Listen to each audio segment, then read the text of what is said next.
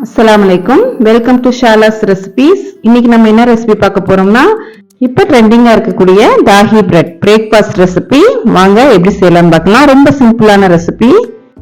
ஒரு பவுல்ல அரை கப் தயிர் எடுத்துக்கங்க, 1 டேபிள் ஸ்பூன் கடலை மாவு, 1/2 டீஸ்பூன் மிளகாய் தூள், 1/4 டீஸ்பூன் மஞ்சள் தூள், 1/2 டீஸ்பூன் உப்பு, 1/4 டீஸ்பூன் மிளகுத்தூள், இதுல 2 டேபிள் ஸ்பூன் தண்ணி சேர்த்து நல்லா மிக்ஸ் பண்ணிக்கங்க. கட்டி கட்டியா இருக்கக்கூடாது, நல்லா அந்த மாதிரி ஸ்மூத்தான பேட்டரா ரெடி பண்ணிக்கங்க. நான் ஒரு தோசை டவால கொஞ்சம் ஆயில் ஸ்ப்ரே பண்ணிக்கிறேன். நான் ஒரு பெரிய சைஸ் பிரெட் எடுத்திருக்கேன். இதை தயிர்ல நம்ம டிப் பண்ணிக்கலாம். இந்த மாதிரி எல்லா இடத்துலயும் படுற மாதிரி டிப் பண்ணிக்கங்க. இப்போ காஞ்சிக்கிட்டு இருக்க தோசை டவால இதை வச்சிடலாம்.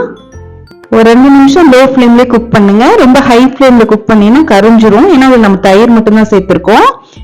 திருப்பி போட்டு மேல கொஞ்சமா ஆயில் ஸ்ப்ரே பண்ணிக்கங்க. இந்த சைடும் ஒரு 2 நிமிஷம் குக் ஆகட்டும். இப்போ இதை நம்ம எடுத்துடலாம். நம்ம தயிர்ல டிப் பண்ணி இதை செஞ்சனால அவ்வளோ சாஃப்டா இருக்கு பிரெட்டு. இப்போ நம்ம தாளிச்சிடலாம். 1 டேபிள் ஸ்பூன் நெய், 1/4 டீஸ்பூன் கடுகு, கொஞ்சம் கருவேப்பிலை, 3 பச்சை மிளகாவை 2 கட் பண்ணி சேர்த்திருக்கேன். இப்போ இதை நெய்ல நல்லா வதக்கிக்கலாம். நெய், கடுகு, கருவேப்பிலை இதனுடைய ஸ்மெல் இன்னும் நமக்கு நல்லா ஃபிளேவரா இருக்கும்.